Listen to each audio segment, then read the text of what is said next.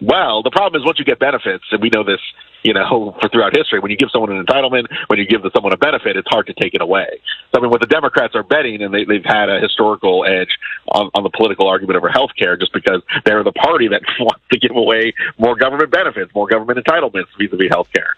So we saw this in the Obamacare fight during Trump's first term, that ultimately he was unable to repeal Obamacare and repeal the program just because once people had it, they, even if the reforms were going to be making the program more effective or, would be beneficial in terms of waste, fraud, and abuse, it was hard to pull that away. So that's kind of what we're seeing now, except we're talking about a much smaller pool. We're just talking about subsidies for the program, not the entire program itself. All right, just real quick on the White House renovations, everything is controversial. Nothing can be done. So the president wants to put a ballroom on. He has to take out most of the East Room. The media's gone crazy. Cut 49.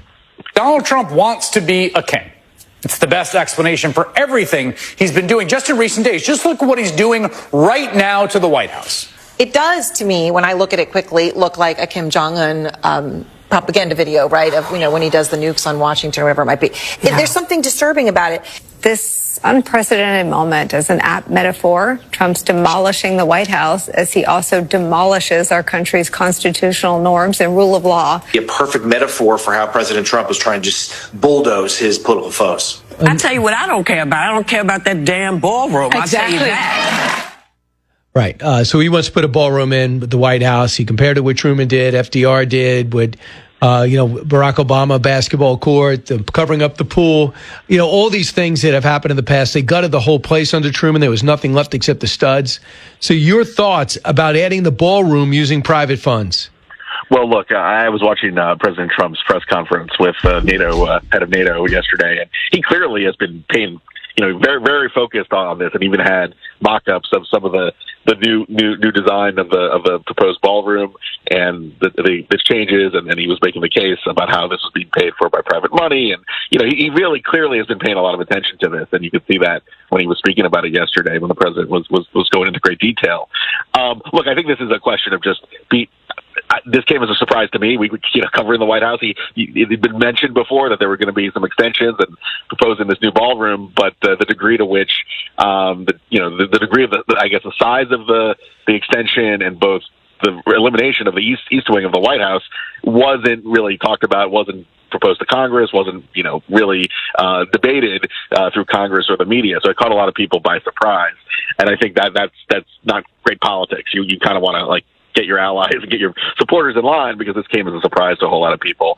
There was a poll out by YouGov out yesterday, a Snap poll, only showed about 20 or so % supported the decision. So, I think people are still kind of digesting the news and what it all means, but I think there's a little bit of political handholding that the White House is going to have to do, and a little more explaining to talk about this project. Yeah, he does. He'll explain it, but it is an improvement. And the ballroom, the first phase of construction, oftentimes is destruction.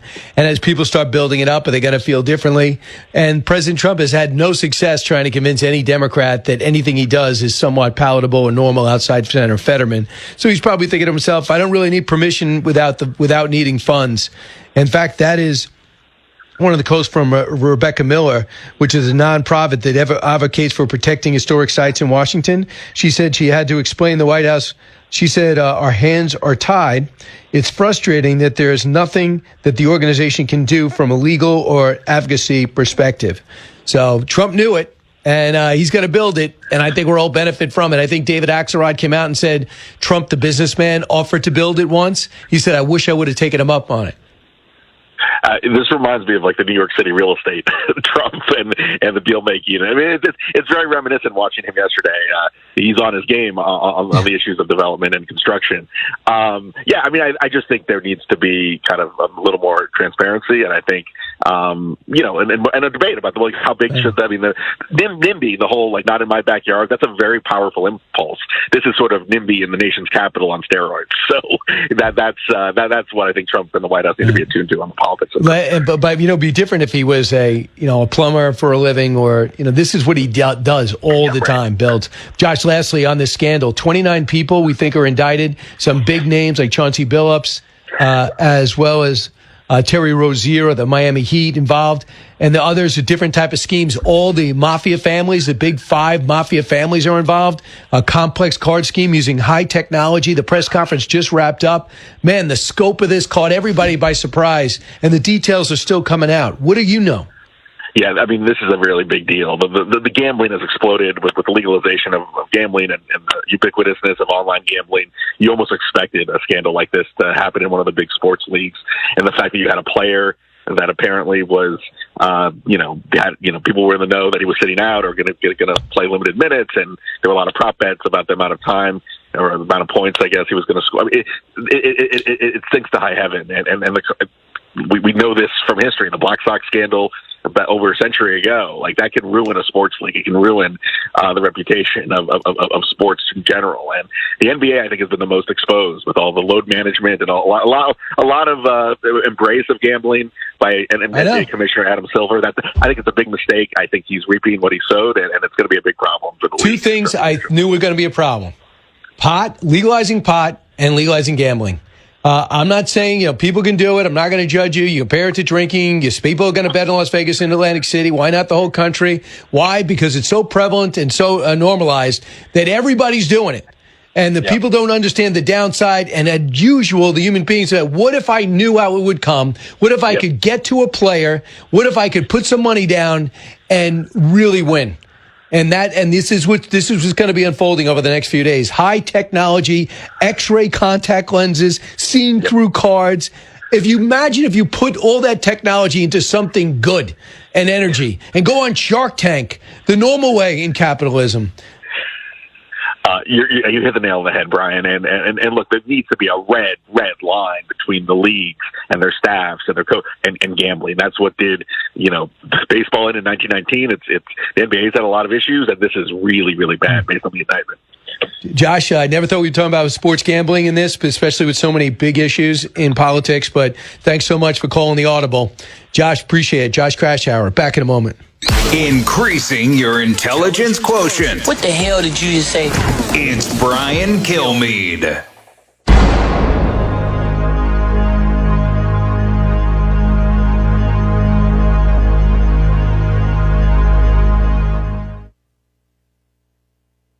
Cold weather will be here before you know it. At the same time, power outages are on the rise. So here's an important question. If the power goes out when it's really cold, do you have a way to stay warm? If not, you've got to check out the Avesta off-grid space heater from My Patriot Supply. It's a compact, portable space heater that doesn't use electricity. It runs on something called canned heat, which is an indoor safe fuel. It's completely off-grid, and it can heat up a 200 square foot room in a matter of minutes. With Avesta stashed in your closet, you can rest easy, knowing you and your family will stay warm, even if the power goes out. Plus, it doubles as a stove to boil water or cook food without electricity or propane. The best part is, you can get Avesta and a bunch of other free gifts when you order the Winter Prep Special from My Patriot Supply. Just go to MyPatriotSupply.com to see everything included. This offer won't last long, and neither will this nice fall weather, so go to MyPatriotSupply.com today. That's MyPatriotSupply.com. The guru of gutter protection himself, Chris Cunahan, president of Leaf Filter, is here to take your most pressing leaf-related questions. Hey, everybody, Chris here. I understand we have Ron on the line. Ron, where are you calling from? Uh-oh. Ron, are you calling from a ladder? Well, I was. I wanted to ask Chris what I need to do to get my gutters ready to have Leaf Filter installed. Oh, Ron, you don't have to do anything. A Leaf Filter Trusted Pro will come out and clean out your gutters, realign and seal your gutters, and install Leaf Filter, America's #1 gutter protection system. So I didn't need to get on this ladder? Ron, Leaf Filter Trusted Pros are in your neighborhood and ready to help. Just visit leaffilter.com/deal to schedule your free gutter inspection and get up to 30% off. Thank goodness. What was that site? To get this special radio offer, go to leaffilter.com/deal for your free gutter inspection today and get up to 30% off. That's leaffilter.com/deal for up to 30% off. leaffilter.com/deal. See representative for warranty details.